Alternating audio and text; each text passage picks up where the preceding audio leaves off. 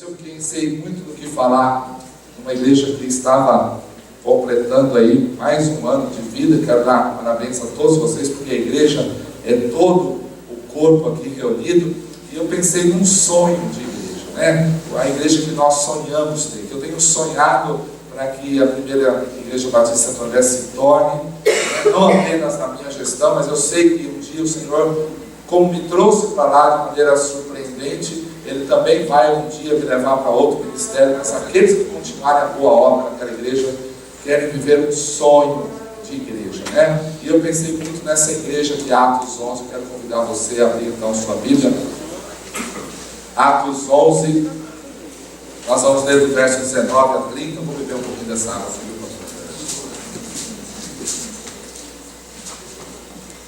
Obrigado.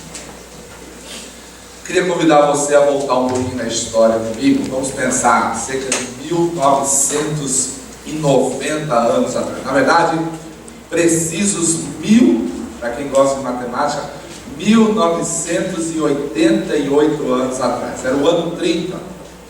Estavam ali os 11 discípulos reunidos, quando de repente, assombrados, eles veem aquela imagem do Senhor sendo elevado aos céus. E aí, imagine comigo você entre eles ali, observando um pouco a distância, a cara daqueles 11 discípulos, né? Como assim? Deve ter perguntado um deles para o outro. Não estou entendendo nada. Ele era o Messias, ia restaurar o reino de Israel, que até então os discípulos ainda tinham uma conotação meio política da missão de Jesus. Jesus veio para libertar Israel da mão dos romanos, o povo, o governo mais tirano, mais cruel de todos que perseguiram os judeus. E aí vem Jesus morto, crucificado, depois ressurreto, subindo aos céus. Eu fico imaginando uma confusão na cabeça daqueles 11, não entendendo nada, mais ou menos alguma coisa que caso a Suíça ganha de nós hoje. Nós não olhava, como assim? Primeiro jogo, não estamos entendendo nada, né? Não estamos entendendo nada, mas enfim, assim estavam os 11, né? Mas a história continua. Atos começa a ser escrito. A Bíblia diz que logo nos primeiros dias aqueles discípulos começam a se reunir com outros seguidores de Cristo. A igreja é estabelecida em Atos 2. Vem algumas experiências ali de sofrimento. Temos o primeiro mártir através de Estevão, até que chega a Atos 8. E Atos 8 tem um trocadilho muito interessante para quem gosta deles, que é Atos 8, verso 1, que diz que uma perseguição veio sobre os discípulos, e exceto os apóstolos, os 11, mais Matias, que já tinha sido eleito, os outros discípulos, todos, diz a Bíblia, todos, exceto os 12, foram dispersos. E o trocadilho é que quem não faz Atos 1:8, recebeis poder ao descer sobre vós o Espírito Santo, lembra-se? E ser-me-eis testemunhas, Jerusalém, Judeia, Samaria e até os confins da terra. E os discípulos até Atos 8 estavam ali ainda, curtindo aquela jovem igreja, confortáveis, quando de repente vem a perseguição. Igreja que não cumpre Atos 1:8, vem Atos 8:1. E aí a Bíblia diz que eles foram dispersos. Como eu disse, a exceção dos apóstolos, os 12 que já tinham sofrido séria perseguição, presos, torturados, os outros cristãos foram todos dispersos. E quando foram dispersos, eles foram obrigados a cumprir aquilo que o Senhor Jesus tinha ordenado em Atos 1:8. E eles saíram de Jerusalém e foram pela Judeia. Alguns chegaram até mais longe, foram para Samaria e além da Samaria. A Bíblia diz que alguns deles chegaram até a Fenícia. O que é a Fenícia hoje, pastor Gabriel? É justamente o Líbano. Então, se você quer conhecer a Fenícia, venha na viagem missionária de novembro. Se você é um profissional de saúde, venha conosco, eu vou te mostrar a linda Fenícia. E de fato, o Líbano é um país muito bonito, de uma linda cultura, apesar da guerra, uma guerra que continua ainda, está num cessar-fogo com Israel há décadas, mas ainda estão em regime, em estado de guerra. Então se vê muitos militares na rua, mas é um país pacato, de um povo de coração bom, com liberdade religiosa. A Fenícia é o Líbano. Diz que também a Bíblia que alguns discípulos chegaram até Chipre. E alguém muito conhecido que nós vamos falar nessa manhã é de Chipre, meu amigo Barnabé, né? É bom ter um amigo Barnabé. Se você não tem um amigo Barnabé, eu sugiro você conhecer um, porque todo mundo quer ser amigo de Paulo, né? Mas é melhor ter um amigo do tipo Barnabé. Nós vamos ver daqui a pouco por quê. E alguns deles chegaram até Antioquia, a igreja que nós vamos ver nesta manhã. Antioquia ficava onde hoje é a atual Síria. Olha como os discípulos foram longe, apesar que tudo ali é próximo. O Líbano hoje tem mais ou menos o tamanho geográfico de metade do estado de Sergipe, que é o menor estado brasileiro. Então metade, agora imagina, 1.200.000 refugiados, mais 4,5 milhões de pessoas morando no estado, que é a metade de Sergipe. Pois bem, os discípulos então chegaram até Chipre, onde nasceu Barnabé, chegaram até o Líbano, que chamava-se Fenícia, e chegaram até Antioquia, que era hoje onde está a região da Síria, né?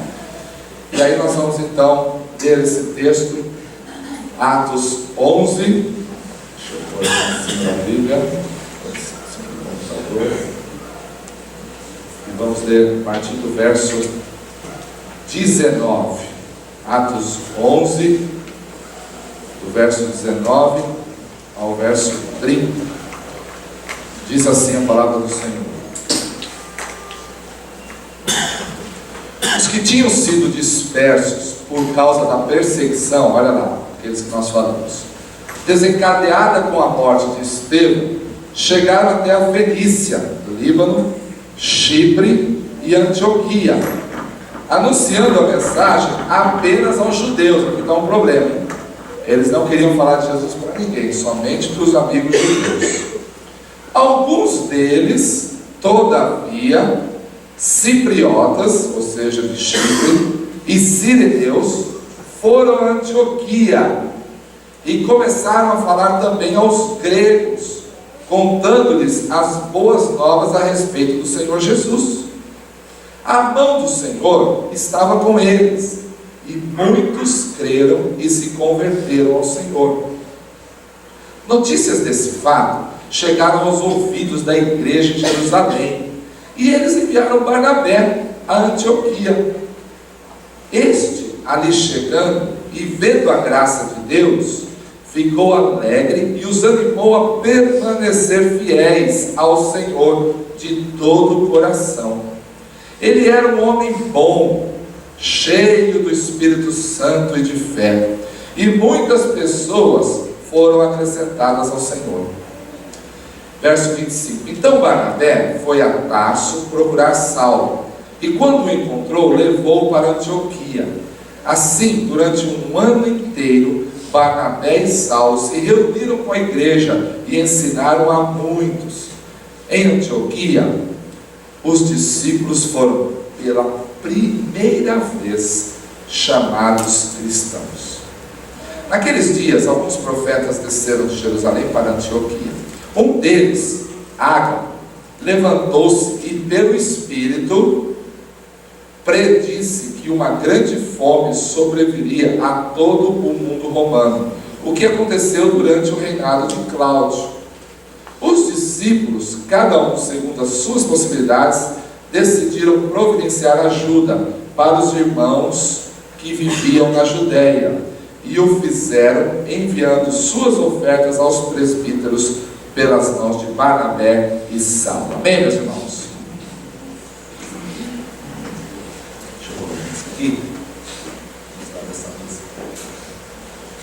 Muito bem. Deixa eu dar um pouquinho do contexto aqui. Vai lá, pode me acompanhar. Isso. Para a gente entender um pouquinho melhor a situação dessa região. O que era Antioquia? Como eu disse para vocês, uma cidade que hoje estaria localizada onde é a Síria. Mas não fique preocupado, porque não era tão longe de Jerusalém assim não. Dava para se alcançar em alguns dias de caminhada, ou com a ajuda de algum animal. Chegava-se lá para ter um tempo ali na cidade de Antioquia. Era lá onde os queridos haviam chegado, logo depois que a perseguição aconteceu. Antioquia era uma cidade realmente importante no Império Romano. Ela era a terceira maior cidade de todo o Império, só perdia de duas: a capital Roma e a segunda, Alexandria, que ficava na região da Grécia. Antioquia era então a terceira cidade mais importante de todo o Império Romano. Era uma cidade com cerca de 500 mil pessoas, um pouquinho menor que Santo André. Mas a depravação e os vícios da cidade eram muito grandes. Era uma cidade com todo tipo de pecado, depravação humana e tudo mais. Chamava-se Antioquia por causa do seu fundador, um homem chamado Seleuco, que quis homenagear seu pai, e então deu àquela cidade o nome dele. Seu pai chamava Antíoco, e ele acabou chamando então aquela cidade de Antioquia. Se você procurar na história, você não vai encontrar apenas uma Antioquia, tem mais do que uma, todas elas fundadas em homenagem aí ao pai de Seleuco. Essa cidade já existia há cerca de 300 anos antes do nascimento de Jesus. Quem nasceu em Antioquia, bem conhecido por nós, é o próprio autor desse livro que nós estamos lendo, o médico Lucas, que era grego e nasceu na cidade de Antioquia. Mas a Bíblia diz que o Evangelho estava se espalhando, a despeito da depravação daquela cidade. Qualquer semelhança com a nossa hoje não é mera coincidência, tá bom? A despeito da depravação, o Evangelho estava se espalhando pela cidade de Antioquia. E foi interessante que as boas notícias também correm. Não é só má notícia, não, boas também correm. As boas notícias chegaram até Jerusalém, aos ouvidos dos apóstolos, que disseram: uau, olha só, o Evangelho chegou até Antioquia. E eles decidiram enviar alguém para dar um confere, né? O Barnabé, chamado Barnabé. Por que Barnabé? Porque Barnabé era natural de uma região que nós conhecemos como Chipre. Daqui a pouco nós vamos cantar a musiquinha. Sei que está todo mundo querendo cantar a musiquinha. Segura, tá bom? Segura que nós vamos cantar a musiquinha. Mas Barnabé era natural de Chipre. E Chipre se falava o grego. E Antioquia também. Provavelmente por conta dessa capacidade idiomática, enviaram Barnabé. Ó, Barnabé, você fala grego? Fala. Então vai até lá e dá um confere. A gente quer saber se de verdade o Evangelho verdadeiro está naquela cidade. E Barnabé foi lá e tomou parte do que estava acontecendo. E ele viu que o negócio era sério. E ele não podia fazer aquilo sozinho. Um espírito de humildade tomou o coração de Barnabé e ele decidiu que precisava de ajuda. E aí, como nós lemos, Barnabé saiu, foi até a cidade de Tarso buscar um tal de Saulo. 14 anos ele estava aguardando esse convite. E é muito interessante quando a gente ouve a história de Paulo, principalmente em igrejas missionárias como as nossas. Algumas vezes aparecem algumas pessoas querendo ser missionários e eles levantam a mão hoje, quer ser enviado semana que vem, né? Ou no máximo até o fim do ano. Até o fim do ano eu preciso ir. Eu não sei se na verdade é um chamado missionário ou uma oportunidade de sair fora, né? Porque já que a melhor saída do país é o aeroporto mais próximo, internacional de preferência. Então a pessoa quer sair fora. Mas Paulo, penso que é o melhor exemplo para qualquer missionário. Foram 14 anos. 14 anos de preparo para ser o que ele foi. Para entender o Evangelho a partir da sua cosmovisão judia. Ele, que era treinado aos pés de Gamaliel, conhecia a Bíblia, o Antigo Testamento, como poucos. Paulo precisava ser totalmente reciclado. Não é que essa palavra não se usa mais para pessoas, mas Paulo precisava ser totalmente atualizado. E ele foi enviado por 14 anos. Ele aguardou esse convite. Mas eu queria, nesta manhã, mostrar algumas características para você de uma igreja dos sonhos. Poderíamos dizer uma igreja dos sonhos de Deus, né? Uma igreja que realmente expressa aquilo que Deus se agrada em ver na sua igreja.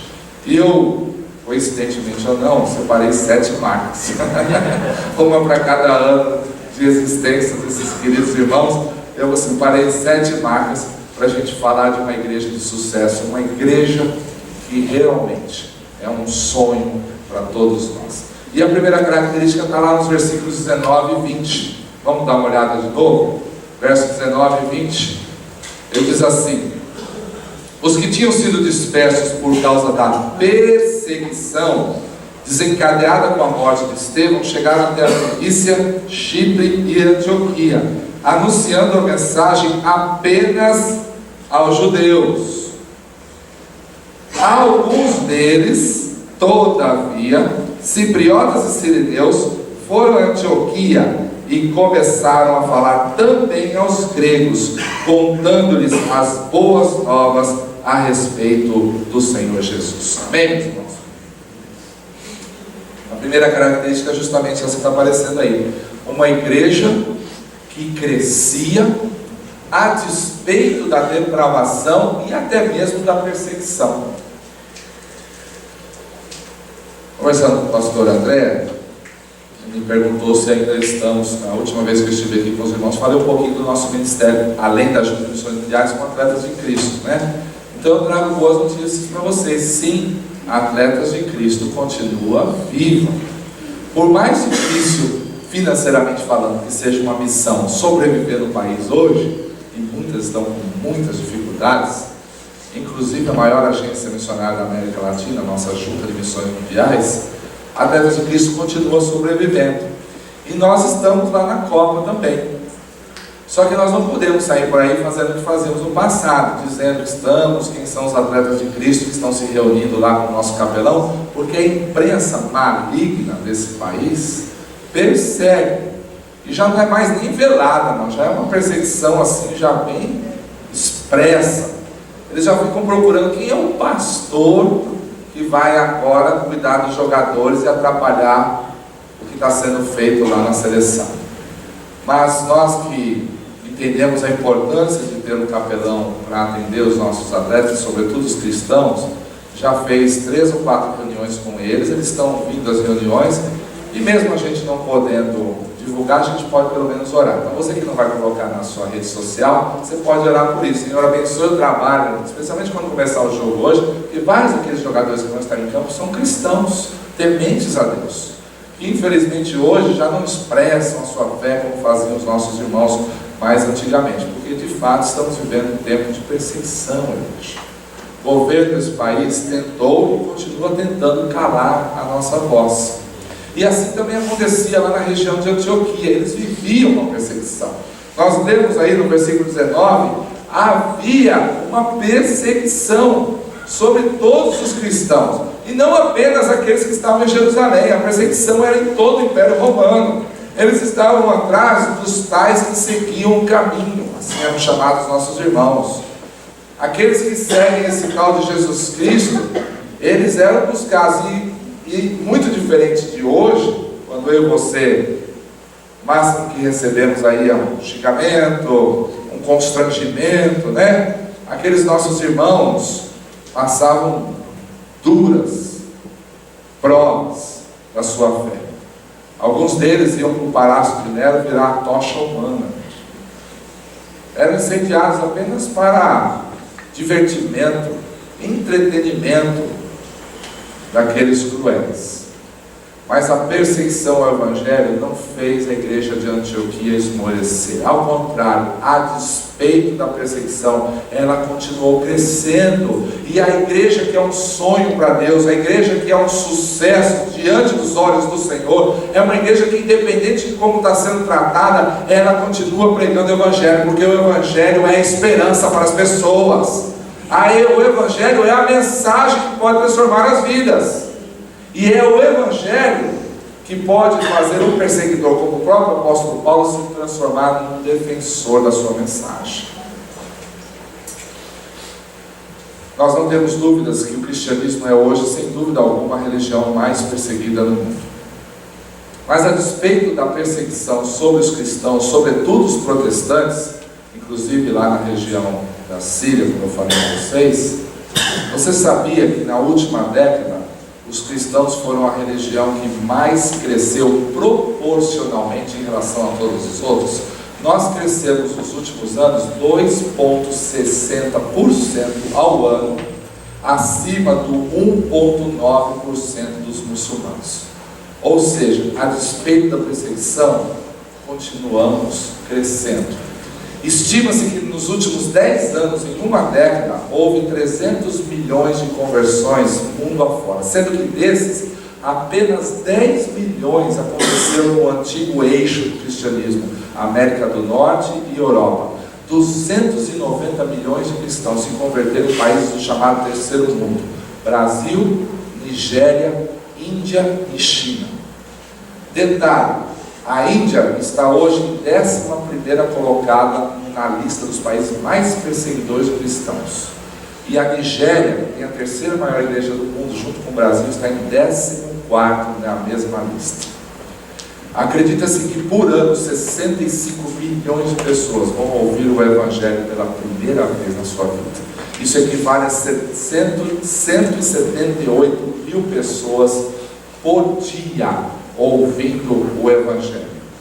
No final de um ano, eu e você teremos a alegria de poder celebrar a plantação de 50 mil novas igrejas mundo afora. Você pode dizer amém para isso? Amém. A despeito da perseguição, como disse David Curry, presidente da missão Portas Abertas dos Estados Unidos, o ano de 2014 viu a maior perseguição ao Evangelho em toda a história do cristianismo.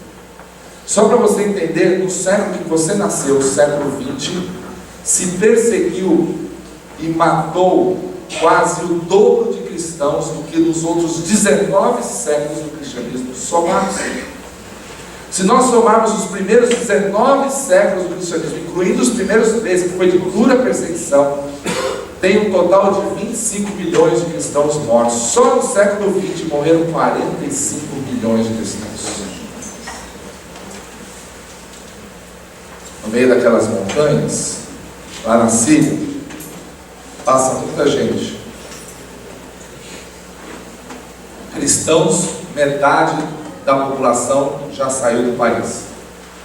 Dos 1.700.000 cristãos que haviam na Síria, Síria é o país que tem a maior população, tinha a maior população cristã em todo o Oriente Médio.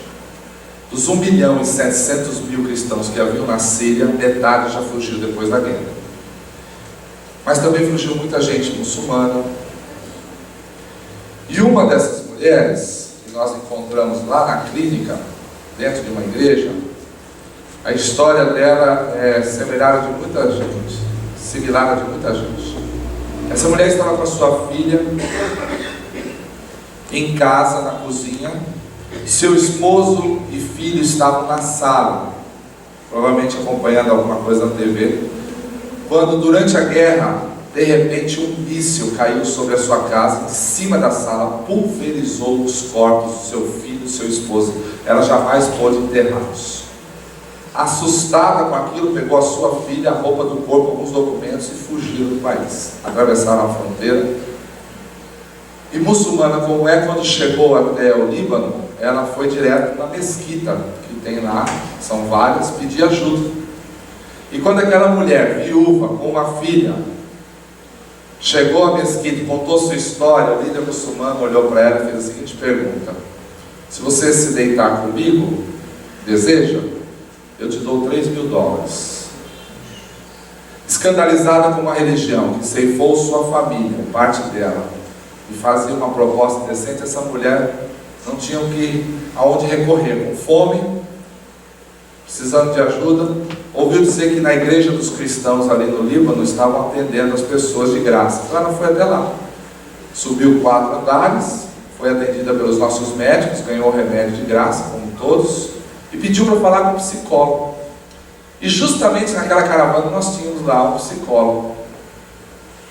E ela então sentou junto do Dr. Abel e contou essa triste história. E quando ela acabou de contar a história, ela olhou para o psicólogo e perguntou: doutor, como eu faço para conhecer esse seu Jesus? doutor, como eu faço para conhecer esse Jesus que vocês pregam? Felizmente, aquele psicólogo era também um pastor, apresentou o plano de salvação, e aquela mulher terminou a sua consulta recebendo Jesus como Senhor e Salvador. E assim tem acontecido com centenas, milhares de sírios muçulmanos, ao ponto de alguns, eu não creio nisso, mas ao ponto de alguns dizerem que Deus está usando uma guerra sangrenta para levar muita gente ao conhecimento de Jesus. Em meio à perseguição, igreja que brilha é a única esperança para as pessoas sem Cristo, meus irmãos. A segunda coisa que nós aprendemos com essa igreja dos sonhos de Antioquia, pode passar, é que ela era uma igreja que expressava o poder de Deus. Olha o versículo 21, quando ele diz assim, bem claro: a mão do Senhor estava com eles, e muitos creram e se converteram ao Senhor. Como alguém pode pensar que a conversão de pessoas, o crer, se deve à retórica do pastor, à sua capacidade de apelo? A palavra de Deus é muito clara: a mão do Senhor estava naquela igreja, e por isso eles creram. Alguém só crê, e a palavra de Deus diz que ninguém é possível dizer que Jesus Cristo é Senhor se não for pelo Espírito. A ninguém é possível dizer Jesus Cristo é Senhor se não for pelo Espírito. Somente a presença do Espírito Santo de Deus numa igreja pode trazer conversão.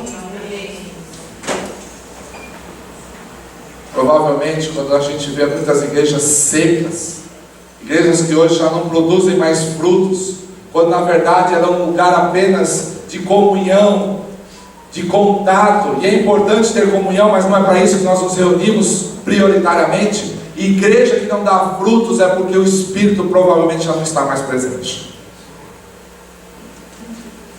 Mas a igreja dos sonhos de Deus é uma igreja onde o primeiro a chegar e o último a sair daquela igreja é o Espírito Santo do Senhor. Porque onde dois ou mais estiverem reunidos em meu nome, diz o Senhor, ali estarei presente. E a igreja de Antioquia era uma igreja que expressava o poder de Deus. A mão do Senhor estava através da vida daqueles irmãos. E a ênfase é na presença, na mão do Senhor. Terceira marca que nós vemos numa igreja como a igreja de Antioquia, e é o profundo desejo do meu coração para vocês nesta manhã, é uma igreja que se expande com a presença de Deus. Olha os versos 22 a 24. Notícias desse fato, olha lá, chegaram aos ouvidos da igreja de Jerusalém, e eles, os apóstolos, enviaram Barnabé a Antioquia.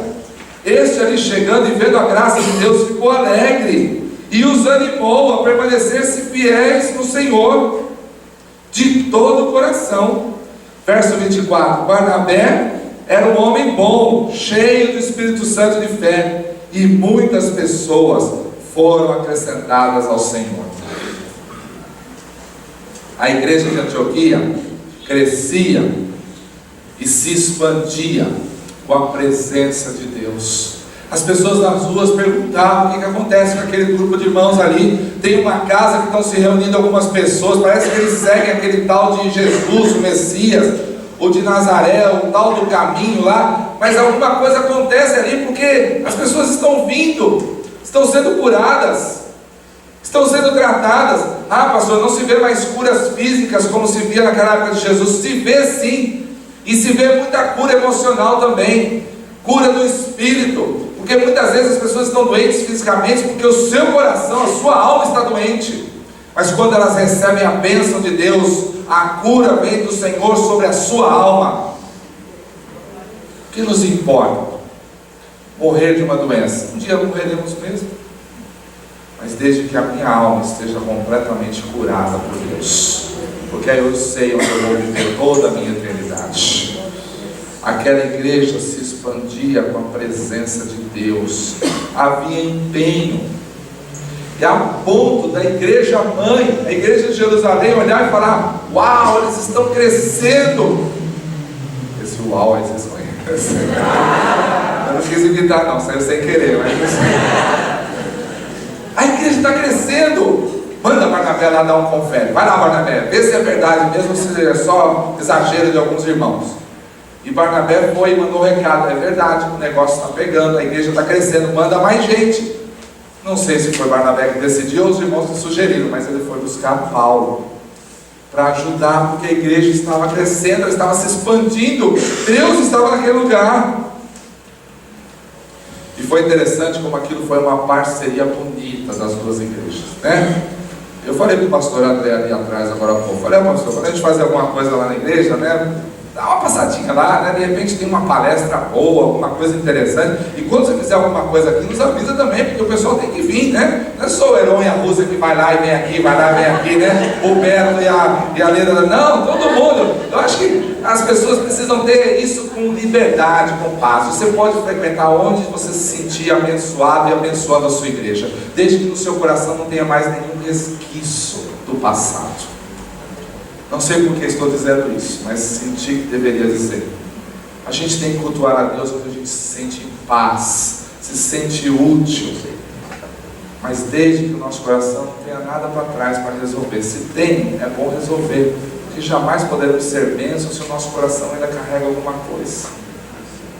Onde nós formos, que sejamos bênção na vida da nossa igreja.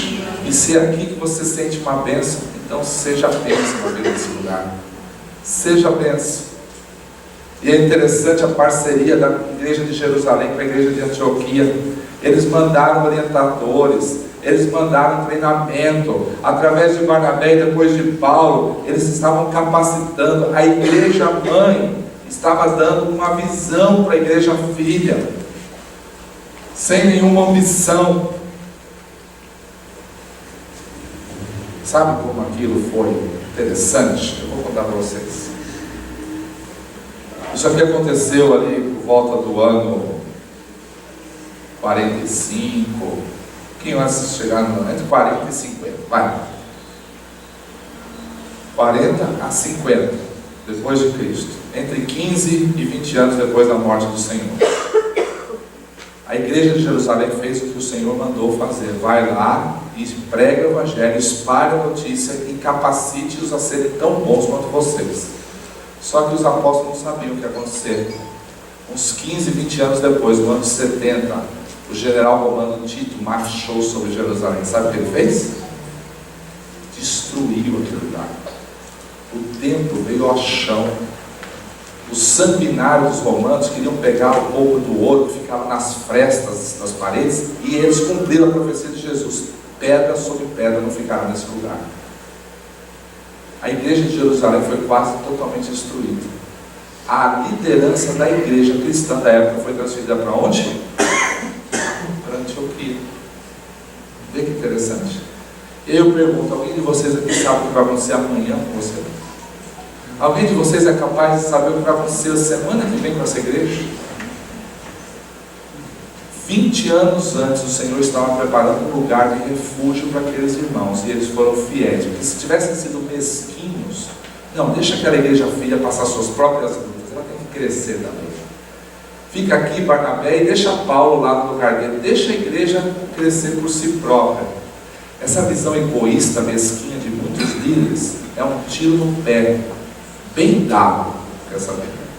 E que muitos vão precisar tomar para aprender que no reino não é a minha nem a sua vontade que prevalece, mas é a vontade do Senhor. Em quarto lugar, a igreja dos sonhos de Antioquia era uma igreja que executava os planos de Deus. Olha lá o versículo 25 e 26. Então Barnabé foi a Tarso procurar Saulo, e quando o encontrou, levou para Antioquia. Assim, durante um ano inteiro, Barnabé e Saulo se reuniram com a igreja e ensinaram a muitos. E esse versículo aqui, essa parte B, eu gosto muito. Em Antioquia, os discípulos foram pela primeiríssima vez chamados de cristãos. A quinta marca, ou melhor, a quarta marca de uma igreja dos sonhos é uma igreja que executa, que faz acontecer o plano de Deus para a sua igreja. E era isso que Barnabé fez. Ele percebeu que ele não podia fazer a obra sozinho. Ele viu que a igreja estava respondendo, as pessoas estavam se convertendo. E ele viu que para pastoreá-la sozinha não seria possível, precisaria de ajuda. Então Barnabé teve a ideia, ou foi sugerido a tê-la: vá até Tarso e traga o apóstolo Paulo, e ele vai ajudar. E Paulo veio, mestre como era, a igreja precisava de alguém ali, daquele jeito, para ensiná-lo. Essa divisão do trabalho ajudou a igreja de Antioquia a executar os seus planos, a crescer. E a gente às vezes fala muito do tal de Paulo, eu quero ser como Paulo, um grande escritor, 13 cartas, o maior missionário depois de Jesus, e Paulo para cá e Paulo para lá. Mas deixa eu dizer uma coisa para vocês: só existe um tal de cara chamado Paulo, porque antes dele existiu um chamado Barnabé. Não é possível alguém como Paulo existir se antes dele não existir alguém com a humildade suficiente de dizer: eu não posso fazer isso sozinho, preciso de ajuda. Ou Paulo, vem me ajudar, eu sei que você é melhor do que eu em algumas áreas, mas é isso que a igreja precisa, de gente melhor. Não gente pior do que eu, para eu continuar mandando e desmandando um pedaço. Não é mesquinho isso? Deixa eu perguntar: alguém de vocês aqui pode sonhar com que o seu filho seja pior do que você? Se a gente faz isso com os nossos filhos, por que a gente não faz isso com os nossos filhos na fé? Os nossos irmãos e irmãs? Porque a gente está amarrado ao status. A gente quer chegar aqui, não o caso do pastor André, mas a gente quer pegar o poder e não largar mais. Porque o poder dá status. E com o status a gente realiza todos os nossos sonhos pessoais.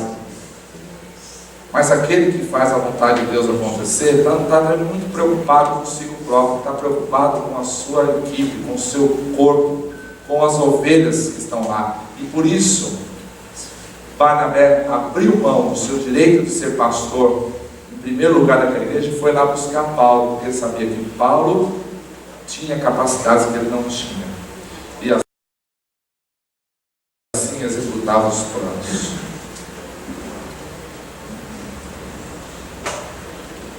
Eu cheguei em Santo André, preciso confessar isso, porque tem 2 ovelhas ali atrás e elas já sabem disso. Eu não me senti a pessoa mais capacitada. Como é que você vai ser pastor de uma igreja com 1.600 membros, nunca tendo sido pastor na sua vida? Ou é uma loucura, ou é acreditar mesmo na dependência de Deus. Eu prefiro a segunda parte, né? Senhor, eu nunca fui pastor nem de uma igreja de 20 membros, quanto mais de 1.600. Como é que eu vou fazer esse negócio? Eu não sei. Bom, vai lá, deixa que eu vou te ajudar. Mas quando eu cheguei, eu percebi que além da ajuda de Deus, eu precisava também humanamente falando de ajuda de outros, porque me falta algumas capacitações, e é mais fácil reconhecer suas limitações e tentar conviver e superá-las do que ficar escondendo embaixo do tapete, como alguns fazem. E eu olhei para as minhas limitações e pensei em 1.600 pessoas que semanalmente estão lá agora, querendo e precisando ser alimentados. E aí sabe o que eu fiz? Eu fui lá na faculdade pegar o meu professor. Já que é para trazer alguém melhor, vou trazer o melhor que tem. Eu fui lá e peguei meu professor, me deu aula no mestrado. Eu falei: como é que você está aí? Bem. Onde você está congregando? Numa igreja. Está pregando lá? Eu falei: não. Eu falei: não, você não é um dos pastores? Não. Nem pregar você prega? Não, estou sentado lá. 71 anos, discípulo de Russell Shedd, professor há 40 anos da faculdade. Eu podia ver isso como uma bênção ou como um simples acaso. Eu falei: espera só algumas semanas que eu vou orar. E o Senhor falou ao meu coração, mas antes estava falando com o coração dele e da esposa, porque eles queriam ser membros da nossa igreja, sem querer pregar. E eu só estou aqui hoje porque ele está lá pregando para vocês. E Deus trouxe um professor que conhece teologia como pouco, para ministrar o coração. E aí eu pergunto para as ovelhas: estão sendo abençoadas, Luziana? Demais. Muito, né? Glória a Deus por isso. Porque a gente precisa entender que no meio das nossas limitações, o Senhor pode ter pessoas para completar a obra e o seu povo ser abençoado. Aquela igreja crescia porque ela executava os planos de Deus. Amém, meus irmãos? Quinta razão, quinta marca de uma igreja dos sonhos do Senhor. Olha aí. Uma igreja que exteriorizava a prática do amor cristão. E nós vimos naquela profecia de Ágabo, né? Olha lá o versículo 27. Naqueles dias alguns profetas desceram. Por que desceram? Literalmente, Jerusalém fica no alto, fica numa região mais alta, e para chegar às partes mais baixas da Judéia, eles precisam descer. Desceram de Jerusalém para Antioquia.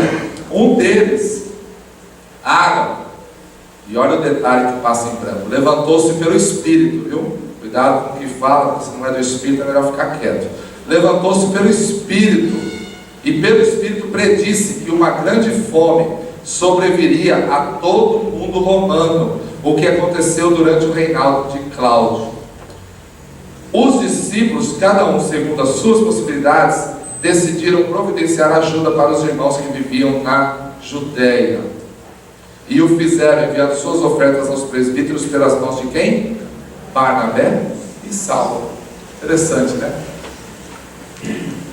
Além de no ano 70 ter que transferir a sede da igreja para Antioquia, a sua igreja filha que eles investiram, foi daquela igreja que veio ajuda para comer quando aqueles irmãos passaram necessidade.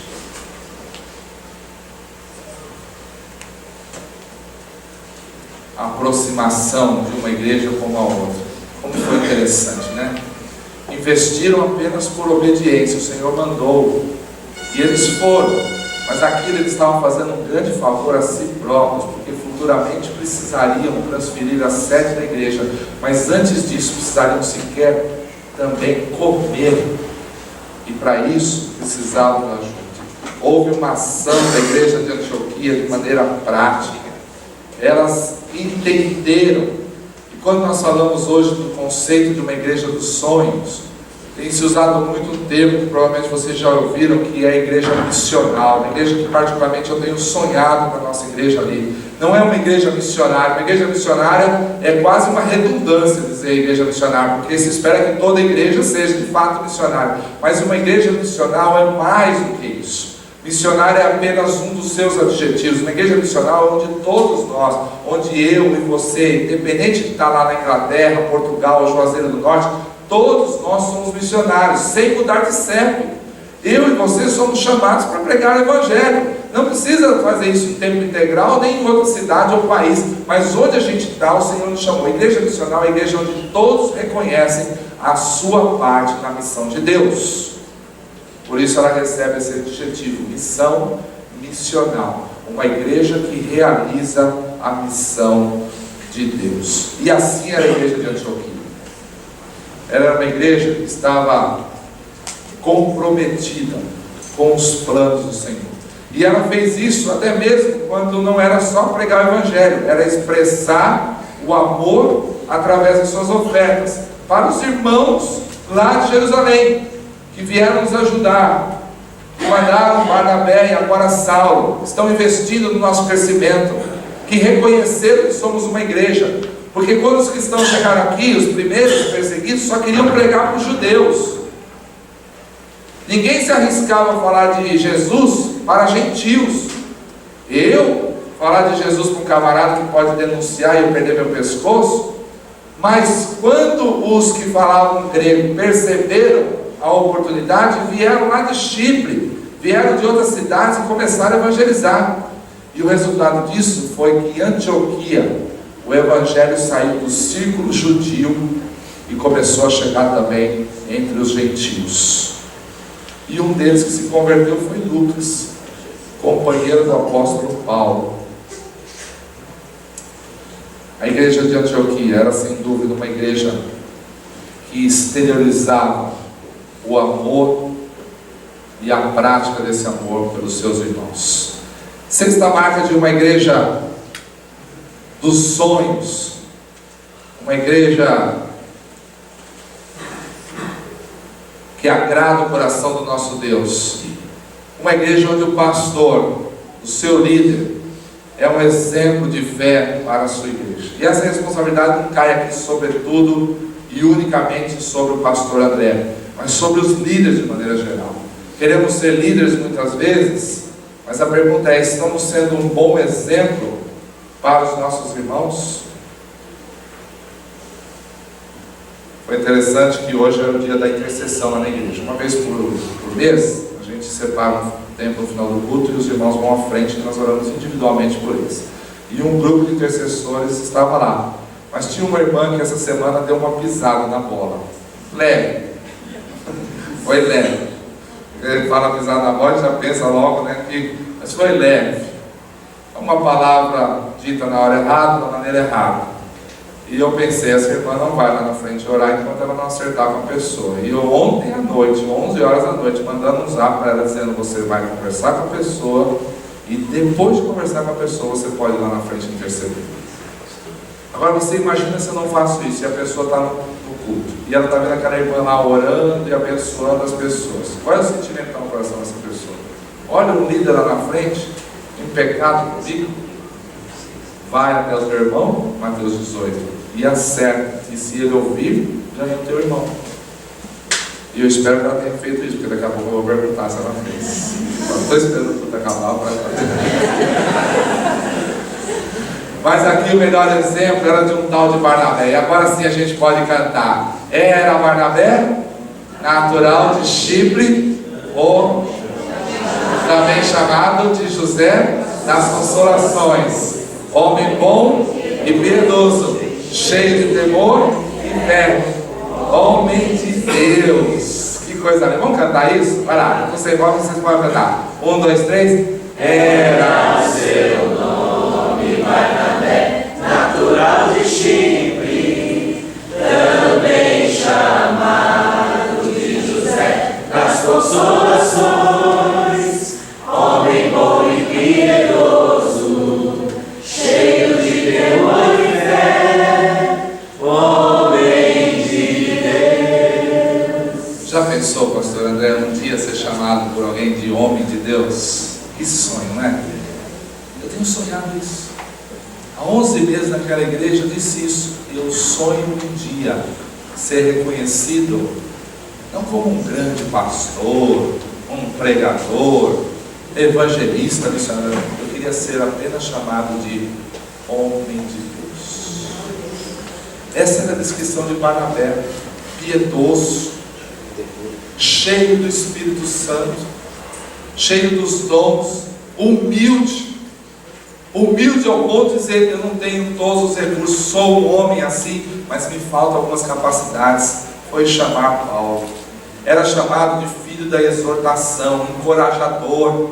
Ele chegou ali porque a igreja precisava de alguém como Barnabé. Vamos lá, povo, cresce mais. Vocês estão crescendo. Eu vim aqui para dar um confere, mas vim aqui também para encorajá-los. Vamos em frente. Essa igreja precisa conhecer. Tem uma cidade imensa, devassa, que precisa conhecer o amor de Jesus.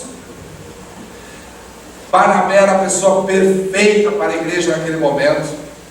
Ele era um judeu cristão, então entendia o lado judeu da cidade, mas ele falava grego, então ele também entendia o lado gentil. E por ser um encorajador, tinha as qualificações perfeitas para ser o seu pastor. A visão de Barnabé foi fundamental para aquela igreja e para o seu crescimento. Bom e piedoso, cheio do Espírito Santo de fé, encorajador e, sobretudo, humilde. E aí eu termino com a última marca de uma igreja dos sonhos, de uma igreja cujo povo, você, se identificava com Cristo. Sabe como era isso? Eu vou dizer para você. Lembra que nós lemos o versículo dizendo: em Antioquia foram os discípulos chamados pela primeira vez de cristãos. Não era muito comum usar esse nome. Tanto é que em todo o Novo Testamento, sabe quantas vezes aparece a palavra cristão ou seu plural? 3. Esta e mais 2. Uma delas você vai se lembrar, Atos 26, quando Paulo está dando seu testemunho diante do rei ímpio Agripa. E lembra que o rei fala para ele: chega! Se você continuar testemunhando assim, eu estou prestes a quê? Me tornar um cristão. A outra vez é em 1 Pedro 4,16. Pedro fala sobre os sofrimentos. E ele fala assim: importa sofrer como um cristão.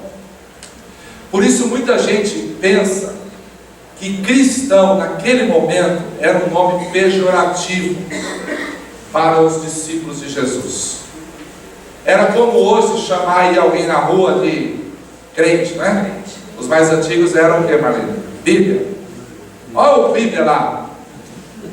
Era pejorativo, constrangedor. Hoje, como é que você se constrange lá no trabalho, na escola? Ah, esse crente aí. Era assim que os cristãos eram chamados, pejorativamente. Provavelmente aqui também foi. Por quê? Porque a palavra cristão vem do latim cristiano, que até em espanhol também nós temos, ele é cristiano, mas vem do grego cristianoi. Esse sufixo em grego noi significa aquele que se identifica completamente com alguém. Pela primeira vez que usaram o termo cristão lá em Antioquia, como nós lemos, quem usou, quem citou, eles são cristãos, porque até então eles eram chamados de os do caminho. Os do caminho, os discípulos, os seguidores. Mas foi a primeira vez que alguém chegou e falou: o cristianói ali, aquele que se identifica completamente com Cristo. A sétima marca de uma igreja que é o sonho de Deus é uma igreja quando os seus membros podem ser chamados literalmente de cristãos, aquele que se identifica completamente com Cristo. Será que é isso que nós podemos dizer de todos nós nessa manhã? Pastor, eu sou um cristão genuíno, porque em grego a minha denominação seria cristianói, um cara que se identifica completamente com Jesus. Meus irmãos, a melhor pergunta nessa manhã, a pergunta de $1 bilhão para você, é justamente essa: você é alguém que se identifica completamente com Jesus? Essa identificação acontece todos os dias da semana, de segunda a segunda, ou só no domingo, quando a gente bate cartão na igreja? A sua leitura da Bíblia, orações, os louvores que nós cantamos agora há pouco, acontece durante toda a semana. Esse espírito de comunhão, de compreensão, de ajuda fraterna, acontece a semana inteira, ou é só no domingo, quando a gente está em lugar santo como esse? Durante a semana é uma busca pelo dinheiro, algum vício secreto, linguagem vã e profana. Domingo adoramos a Deus. Nos domingos adoramos a Trindade Divina, Deus Pai, Deus Filho e Deus Espírito Santo. Durante a semana flertamos com a Trindade mundana: sexo, dinheiro e poder. Não sei se acontece aqui, mas na minha igreja tem um fenômeno. O primeiro domingo do mês, a gente tem que fazer todos os esquemas, estacionamento, tem que mudar um monte de coisa lá, porque bate cartão, né? Primeiro domingo do mês, sem a ceia, vai com o pai cai na minha cabeça, pastor. A pergunta de $1 milhão é: por que você é um cristão? Porque você se identifica completamente com Jesus? A pergunta que fazem para você lá na rua, no trabalho: você é um cristão, deixa você vermelho de vergonha? Ou como disse o apóstolo Pedro na sua primeira carta, 3,15: antes santificai a Cristo como Senhor em vossos corações, estando sempre, olha bem, preparados para responder a todo aquele que vos pedir razão da esperança que é em vós. Você está preparado para responder para qualquer um que te pergunta por que você é cristão? Por que você tem essa esperança aí? Quando a gente fala que vai estar tudo errado, você está sempre otimista. Quando a gente fala que vem a morte, você está aí dizendo que vem algo melhor depois. Essa razão que está no seu coração, você está pronto para dizer para as pessoas? Eu termino com uma frase escrita por um teólogo alemão chamado Zacharias Ursinus. Olha o nome do camarada, Zacharias Ursinus. Ele respondeu essa pergunta que eu fiz a você agora, dizendo assim, porque pela fé sou um membro de Cristo, e assim compartilho de sua unção. Sou ungido para confessar seu nome, para me apresentar a Ele como sacrifício vivo de ação de graças, para me esforçar em boa consciência contra o pecado e o diabo nesta vida, e depois reinar com Cristo sobre toda a criação por toda a eternidade. No mês que vocês comemoram 7 anos de vida, 7 anos de serviço ao Senhor, o meu desejo é estar com vocês, meus irmãos, é que essa seja uma comunidade onde cada um dos seus membros busque viver conforme os princípios da palavra de Deus e descubra de maneira intencional qual é a sua posição no projeto de Deus para o mundo. E quem sabe um dia com essa igreja, pode passar, vai acontecer o que aconteceu quando Charles Spurgeon disse certa vez: quando os membros da comuna demonstrarem lá fora o fruto da verdadeira piedade, imediatamente encontraremos pessoas em Santo André perguntando: de qual árvore provém esse fruto? Deus abençoe vocês.